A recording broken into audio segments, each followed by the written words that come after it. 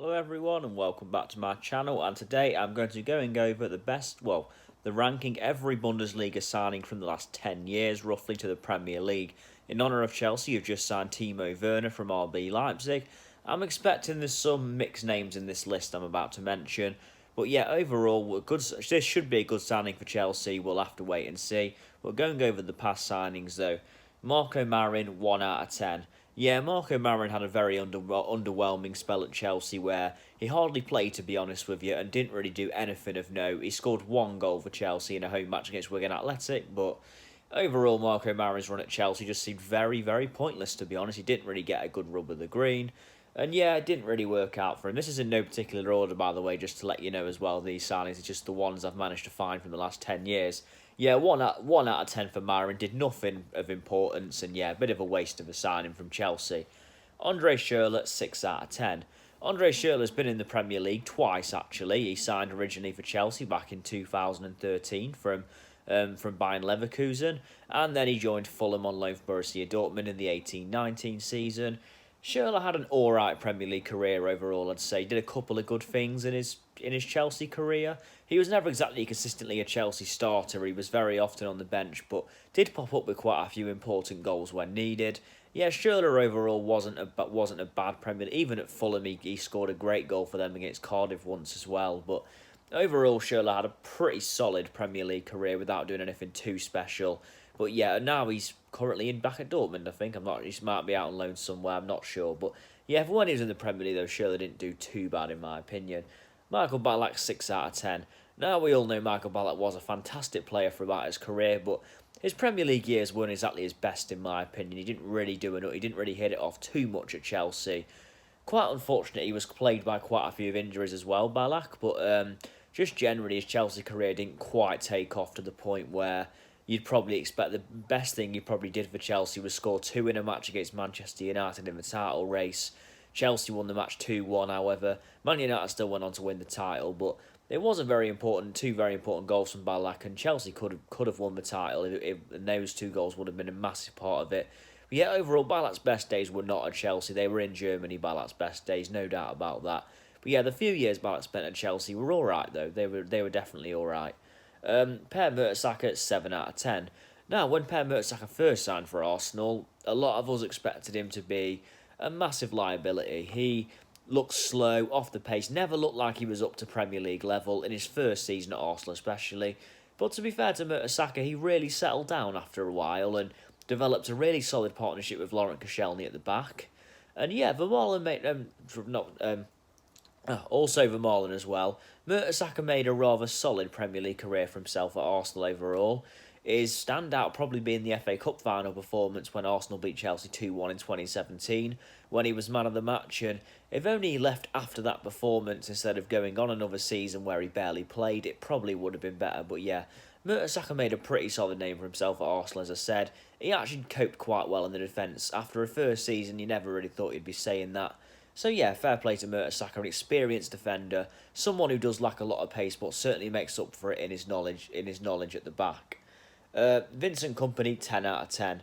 Well, I mean, it's very difficult sometimes to give players 10 out of 10, but Vincent Kompany's one that it's difficult not to give a good rating to. 10 out of 10 is very justified. An absolute Man City legend, a captain leader legend, as Man City fans would call him. Yeah, just a true great, really. What a player he was at he was at Manchester City. Only left last summer. Many standout moments of Vincent Kompany you can mention. I mean, the header against Man United in 2012, which is a big part in giving City the title. The goal he scored against West Ham United on the final day in 2014, which was again a title-deciding match. And of course, that goal against Leicester City last season, an absolute beauty, which won Man City the league title. So many good memories of Vincent Kompany. What a player he was, and Man City have really missed his leadership this season as well. And yeah, there's not really a lot to say about that. Vincent Kompany was a true Man City legend, and bearing in mind Kompany signed before Man City brought all the money in as well, and the fact he remains such a fixture and the captain really says a lot about how much of a good influence he was on the Manchester City side in the years he was there. A great player, and Man City will find it very difficult to replace him in the coming years. I'd definitely give him a 10 out of 10. Edin Dzeko, 7 out of 10. Edin Dzeko was a pretty solid player, to be fair, when signing from Wolfsburg to Man City in 2011. Dzeko had a couple of really good seasons at Man City, actually. The 2013-14 season continues to be quite underrated. Dzeko bagged around about 20 goals, really, and helping Man City win the league ahead of Liverpool, including a couple of very important goals when they beat Aston Villa 4-0, second from last game. And in the same season, he scored a brace at Old Trafford as well in a 3-0 win. So yeah, Dzeko always popped up with some big goals. The standout performance in Dzeko's career, probably when Man City beat Tottenham 5-1 at White Hart Lane and Dzeko got 4 goals. A truly amazing performance there. But yeah, Dzeko was never a regular starter at Man City, but he always did a job when he played, to be fair to him. A very good player, and one that's quite popular with the Man City fans as well. Nigel de Jong, 6 out of 10. Another Manchester City player, many of them in the list so far. Nigel de Jong was a pretty solid player at Man City when he signed. He, again, wasn't always a regular starter, but he was a typical, holding midfielder who really aggressive, a really good breaker up of play. Nigel de Jong was a pretty good player overall there. He's solid without doing anything too special at Man City. Did his job well when called upon. I'd say 6 out of 10 is quite fair, but in the end he kind of got phased out of the team with Man City signing many more players in that position. Shinsuke Kagawa, 2 out of 10. Yeah, Shinsuke Kagawa remains one of the most disappointing Premier League players to transfer from the Bundesliga. Such a good player at Borussia Dortmund when signing for Manchester United in 2012, but other than a Premier League title and a hat-trick at home to Norwich City, Kagawa really disappointed in England, bitterly disappointed in England, in fact. One of the most disappointing signings probably of the Sir Alex Ferguson era, if you ask me, which is really saying something. Yeah, 2 out of 10. Didn't do much at all. Was left Man United within a couple of years. A really disappointing Man United career for him. Kevin De Bruyne, 9 out of 10. Of course, Kevin De Bruyne originally was at Chelsea in his young days, but didn't really hit it off at Chelsea in the end. And then he went to Wolfsburg, really improved there, and moved to Man City and in 2015. And what a career he's had since at Man City. A truly brilliant player, Kevin De Bruyne. In my opinion, the best midfielder in Europe. I really do still think Kevin De Bruyne is that good. And yeah, he's an absolute maestro to watch. De Bruyne, perfect for the Pep Guardiola role, as well as he's a perfect Pep Guardiola player to play that midfield maestro role. And he's done just that at Man City. Yeah, there's not many midfielders who can pick out a pass like Kevin De Bruyne. A great player. I'd say 9 out of 10. He's a couple of years away maybe from being a 10 out of 10 like Vincent Kompany, but I give him 9 because he's such a good player to watch. De Bruyne provided us with so many good moments. Yeah, 9 out of 10 just seems fair. Lucas Podolski, 5 out of 10. Yeah, Lucas Podolski transferred to Arsenal in 2012 after he was relegated with FC Cologne in the Bundesliga. But yeah, Podolski did alright at Arsenal. He didn't really play his best football. Majority of Podolski's best football, surprisingly, was played in the internationally. But when he did transfer to the Premier League, he very rarely completed 90 minutes. Lucas Podolski, he wasn't a player who'd usually last a full 90. But yeah, I mean, I guess you can say his time at Arsenal wasn't bad. He still scored goals whenever he played. To be fair to him, he still came up with goals now and then. Didn't really have many standout moments at Arsenal necessarily. Podolski didn't do anything that set the world alight, but he just popped up with goals, to be fair to him. And again, they weren't his best days at Arsenal, that's for sure. But still have been a good player throughout the years, Podolski. Henrik Mkhitaryan, 3 out of 10. Well, this is another bitterly disappointing one, to be honest with you. Mkhitaryan had an absolute fantastic season for Dortmund in 2015-16, before signing for Manchester United in the 16-17 season. He just did not work in England, Mkhitaryan. Spent a couple of years at Man United, and, well, a year and a half it was at Man United in the end. Bar scoring a scorpion kick and a 3-1 win against Sunderland and a winner against Tottenham, he never did much at Man United, to be honest with you. He still got a few assists at the start of the 17-18 season, but he fell out of favour badly with Jose Mourinho. And then he transferred to Arsenal and again didn't really do anything at Arsenal. All round a disappointing Premier League career. He's still technically at Arsenal. He's on loan at Roma, but I don't expect he'll be at Arsenal much longer, to be honest. 3 out of 10, a disappointment for Mkhitaryan and overall in his Prem career. It's just a shame. Everyone really thought it'd work out for him, but it hasn't. Dietmar Hamann, 8 out of 10. Dietmar Hamann remains one of the most underrated holding midfielders, I think, of the Premier League era. A great holding midfielder for Liverpool. Did so much good for them. Yeah, I mean, he was brilliant. I mean, a lot of it, he's held very in high regards by Liverpool fans, but the rest of the league, I don't know. Like, I don't think he really gets the plaudits he deserves. Dietmar Hamann, a truly great holding midfielder, a player as well who really could control. You know, he could set the tempo and stuff like that. Just a generally good player. I think Liverpool would struggled a little bit with that, and luckily they replaced him with the likes of Mascherano and Alonso in the coming years. Really, so his absence didn't really look as big, but a very good midfielder in his time at Liverpool. Hamann. Sebastian Schweinsteiger, 1 out of 10. Yeah, this is a shame, really. Sebastian Schweinsteiger, again, his best football we all know is played at Bayern Munich and for Germany. But, I mean, at Man United, it was never really worked out. Signed in 2015 in the summer. A lot of United fans really thought they had something on their hands. He was good for the dressing room in a way, but yeah, Schweinsteiger spent about a year and a half at United, but it was a really forgettable time. He scored once in the Premier League. That was away at Leicester. The year Leicester were champions, to be fair, in a 1-1 draw. But overall, yeah, Schweinsteiger just didn't hit it off in England. I'm not saying I expected him to be quality, but I think Bayern Munich knew what they were doing when they got rid of Schweinsteiger overall. Pierre-Emerick Aubameyang, 9 out of 10. Yeah, Aubameyang for Arsenal, of course, is a man who just scores goals. That's the best way to describe Pierre-Emerick Aubameyang, a proven goal scorer in a struggling Arsenal team as well. It's easy to forget since Aubameyang signed for Arsenal in January 2018. Arsenal have been very much team on the decline in a way, so for Aubameyang to still have the goal record that he does is still quite something, but Aubameyang's a proven goal scorer, and this season without Aubameyang, I don't know where Arsenal would be. They'd be really struggling without him, a top draw striker, and it's a big fear for Arsenal. If he leaves in the summer, Arsenal are really going to struggle, I believe, to replace him. I really am a fan of Aubameyang. Granit Xhaka, 4 out of 10. Yeah, Xhaka's time in England hasn't been great overall at Arsenal. Signed with a good reputation, but he hasn't really lived up to it. He's had moments in England, but nothing too special, to be honest. And of course, getting booed off the pitch when Arsenal drew with Palace back this season, actually in October.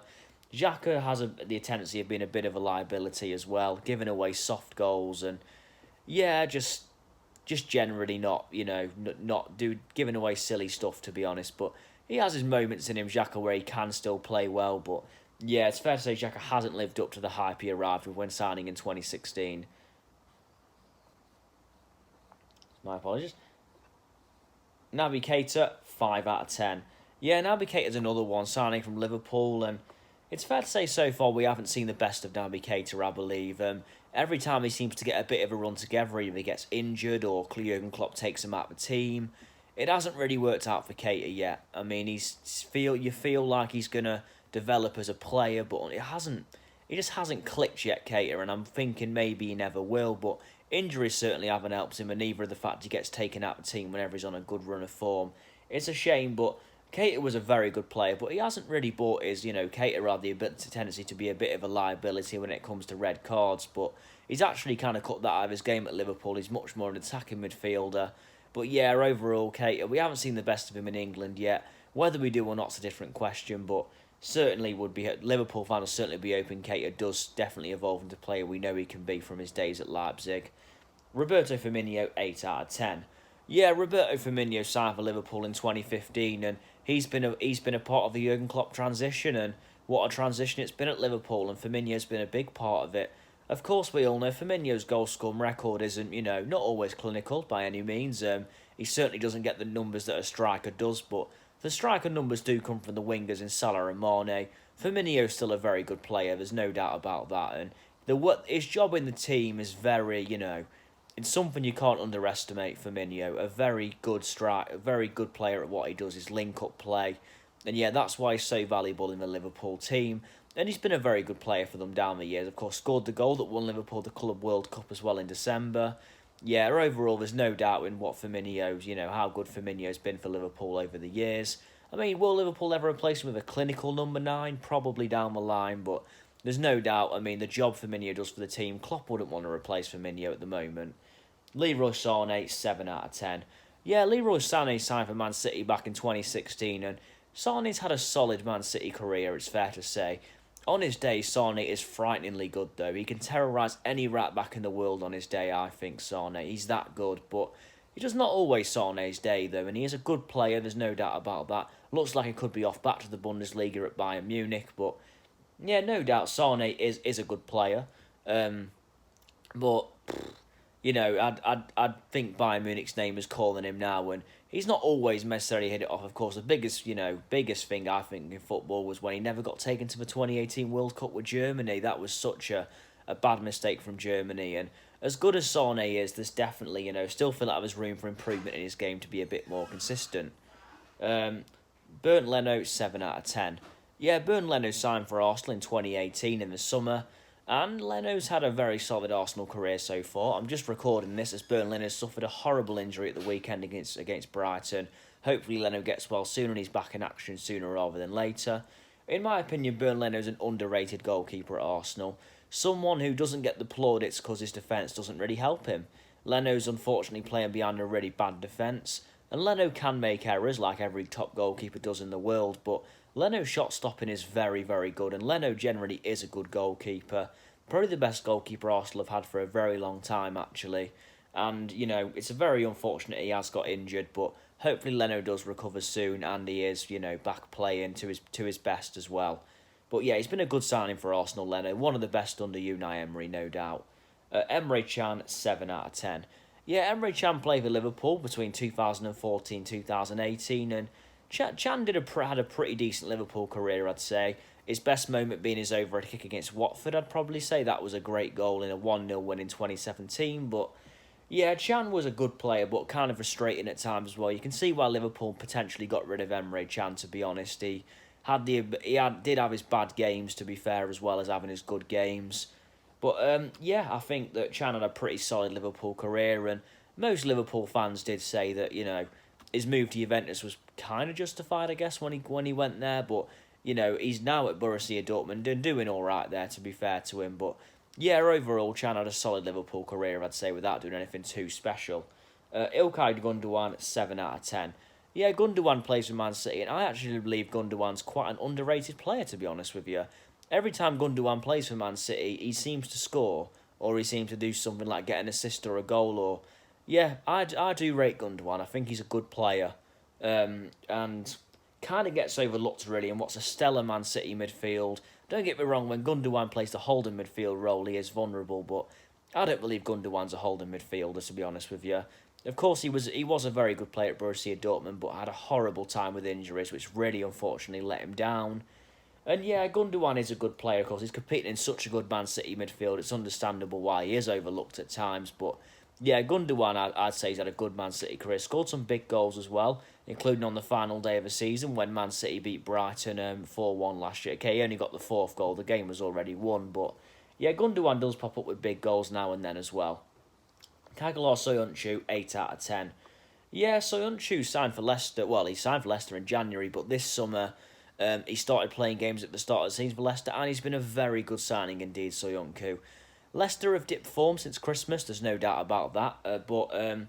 Soyuncu's had a very good Leicester City career so far, and many people actually say that you wouldn't really think Harry Maguire leaving's affected Leicester. Soyuncu's been that good.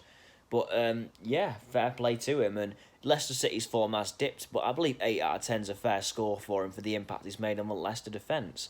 Before Christmas, he was right up there with Virgil van Dijk for Defender of the Season, probably, so definitely a credit where it's due to him. Yannick Vestergaard, 6 out of 10. Yeah, Vestergaard for Southampton's been pretty solid. I mean, one of the most unknown, if not the most unknown player on this list, but he's the last player on the list as well, by the way, but he's had a pretty solid, Southampton career, I guess, when he's played. He's nothing special, but he does a job at the back. I guess 6 out of 10 is the average score I can give him. His only goal for them came in a 1-1 draw against Man United at the start of the season, but yeah, overall he's been pretty solid, I'd say. Nothing too wrong at all. But yeah, that's the list. The Bundesliga. If I've missed anyone out, please let me know, because I might have. But yeah, thank you for watching. If you change anything, please let me know. And yeah, obviously doing this off the back of Timo Werner signing for Chelsea. Could be an excellent signing for Chelsea, that one could. We'll have to wait and see how it does progress. But yeah, that's all the signings. Bundesliga certainly giving the Premier League some great players. Also, unfortunately, giving it some flops as well, like every league has. But yeah, thank you for watching, and I'll see you soon. Thank you.